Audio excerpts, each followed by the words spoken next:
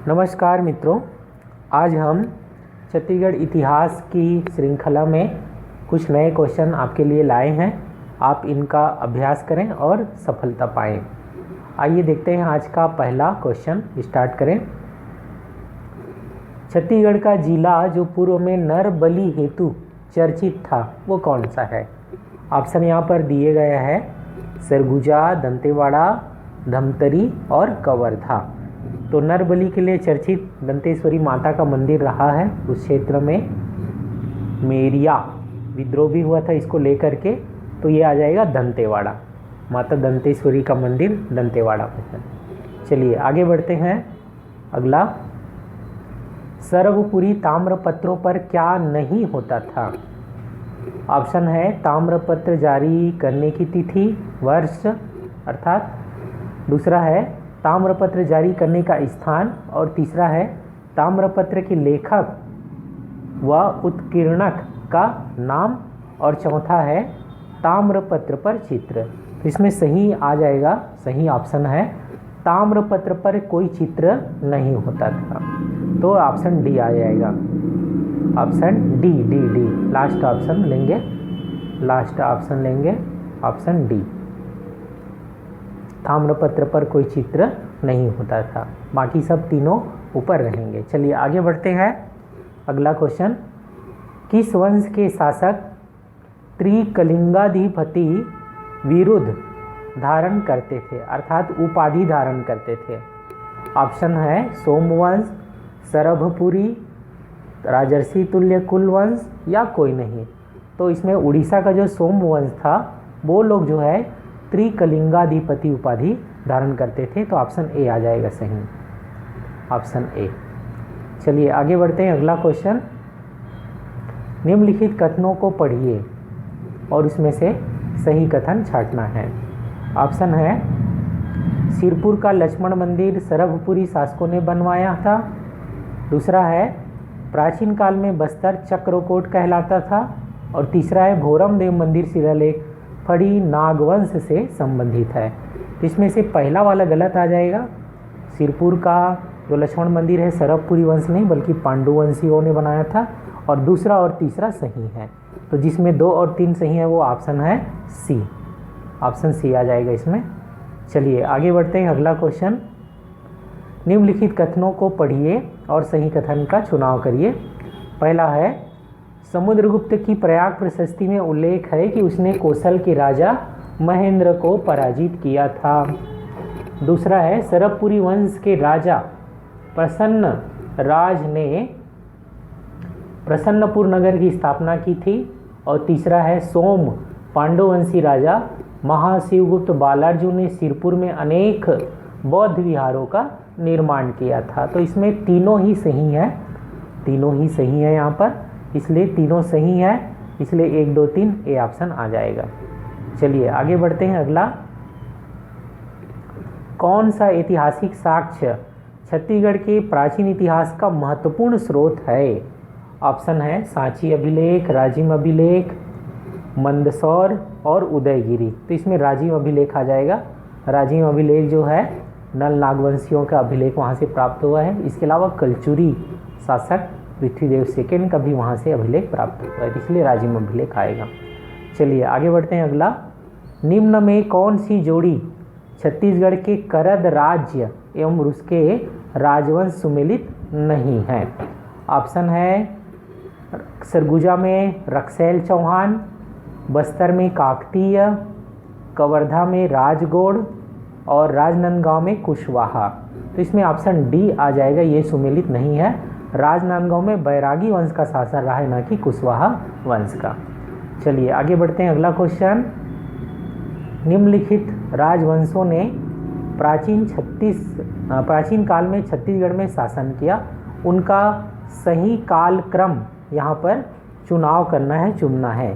पहला दिया है राजर्षि तुल्य कुलवंश, फिर है सरभपुरी, फिर है नल नागवंश, और उसके बाद फिर चक्रकोट का राजवंश।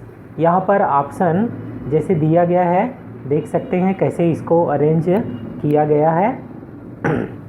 जैसे दिया गया है यहाँ पर 1 2 3 4 अर्थात जो है पहले राजर्षि तुल्य वंश, फिर सरभपुरी वंश, फिर नल नाग वंश, उसके बाद फिर चक्रोट, जैसा का वैसा ही, या फिर 1 3 2 4 सेकेंड ऑप्शन में है 1 3 2 4, मतलब पहले राजर्षि तुल्य वंश आएगा क्या, फिर नल नाग वंश, फिर सरभपुरी वंश, फिर चक्रकूट का नागवंश, फिर ऐसे ही 2 1 3 4 2 3 1 4 ऐसे दिया है। तो इसमें सही ऑप्शन ना जो सेकेंड है वही आएगा। सेकेंड में जैसे दिया गया है पहले राजर्षि तुल्य वंश, यही सबसे प्राचीन वंश रहा है छत्तीसगढ़ का। उसके बाद फिर बस्तर का नल नागवंश मिलता है उनका इतिहास, उसके बाद फिर सरभपुरी, और सरभपुरी के बाद जो है चक्रकूट का नागवंश, ये बाद के रहे हैं, अर्थात छिन्नक नागवंश बाद के रहे हैं। चलिए आगे बढ़ते हैं। अगला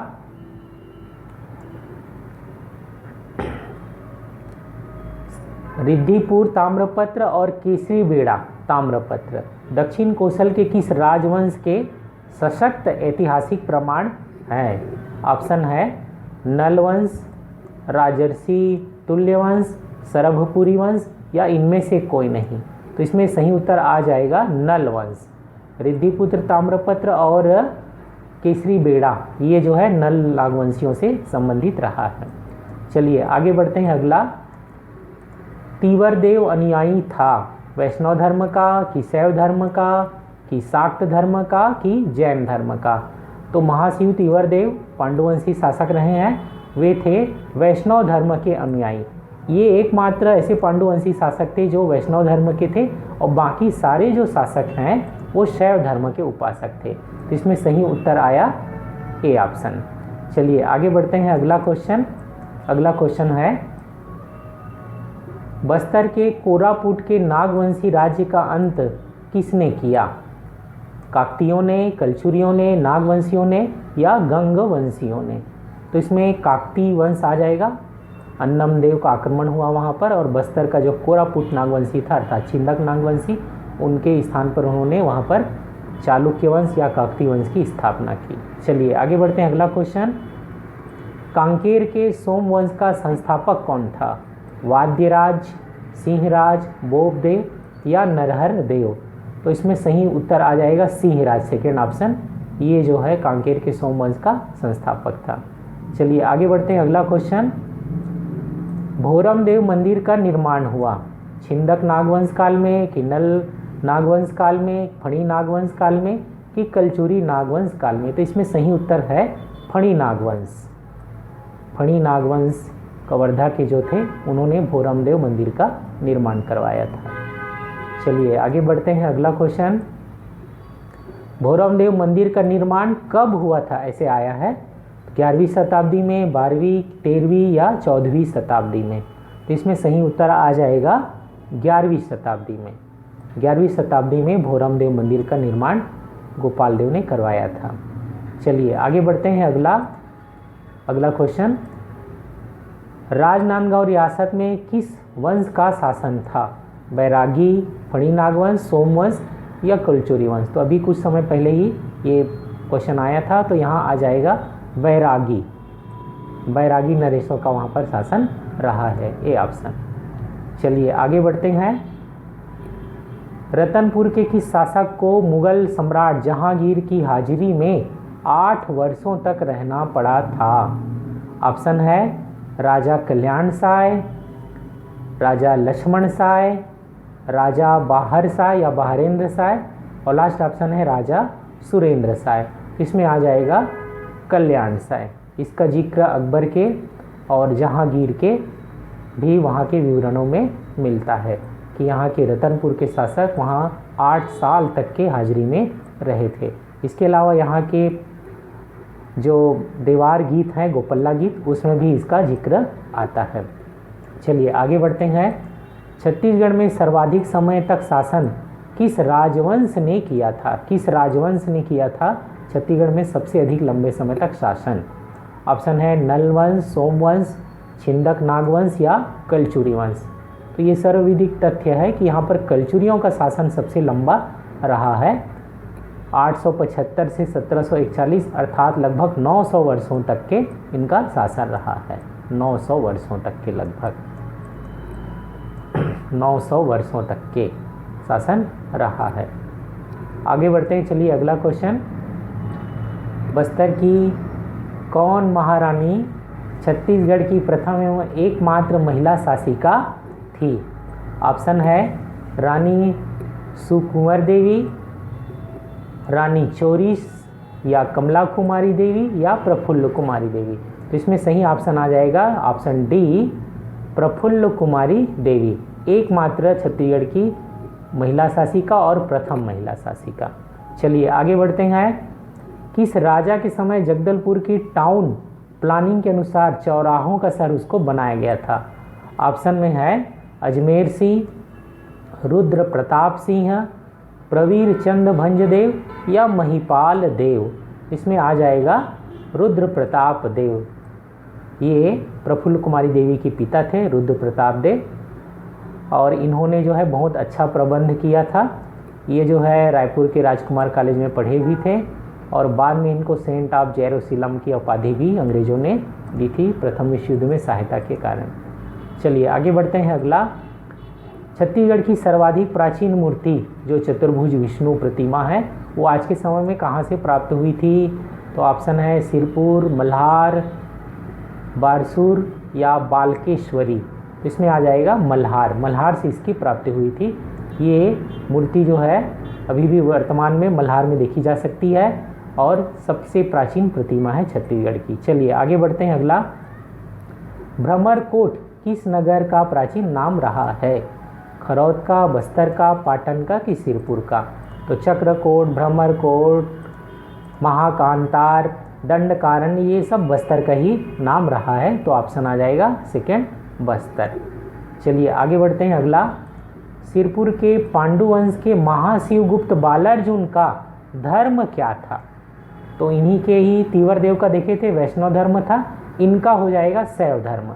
बाकी सारे जो शासक थे तीवर देव को छोड़ करके वो शैव धर्म के उपासक थे पांडु वंश के, तो शैव धर्म आया। चलिए आगे बढ़ते हैं। अगला, कामवती नगरी आज किस नाम से जानी जाती है? ऑप्शन है राजनांदगांव, कवर्धा, बिलासपुर, की डोंगरगढ़? तो ऑप्शन आ जाएगा डोंगरगढ़। डोंगरगढ़ जो है का प्राचीन नाम कामवती नगरी रहा है। काम कंदला की वहाँ पर प्रेम कहानी प्रसिद्ध रही है। चलिए आगे बढ़ते हैं। अगला, बिलासपुर के ताला गांव की काल पुरुष प्रतिमा का निर्माण किस वंश ने किया था? ऑप्शन है कलचुरी वंश, सोमवंशी, पल्लव वंशी, या सरभपुरी? तो इसमें आ जाएगा सरभपुरी। सरभपुरी शासकों ने ही ताला गांव में देवरानी जिठानी मंदिर और काल पुरुष प्रतिमा अर्थात रुद्र शिव प्रतिमा का निर्माण करवाया था। चलिए आगे बढ़ते हैं। अगला, प्राचीन काल में निम्न में कौन सा राजवंश सर्वप्रथम था? ऑप्शन है राजर्षि तुल्यकुल, सरभपुरी, पांडु, या नल? तो छत्तीसगढ़ में सबसे प्राचीन राजवंश रहा है राजर्षि तुल्यकुल। आरंग ताम्रपत्र से पता चलता है ये कि यहाँ पर इन लोगों ने गुप्त वंश का, गुप्त संवत का प्रयोग किया है, और यही सबसे पहले यहाँ पर प्राचीन राजवंश रहा है। तो आज हमने 25 क्वेश्चनों का अभ्यास किया है। ये श्रृंखला आगे चलती रहेगी, आप इसका अच्छा से अभ्यास करें।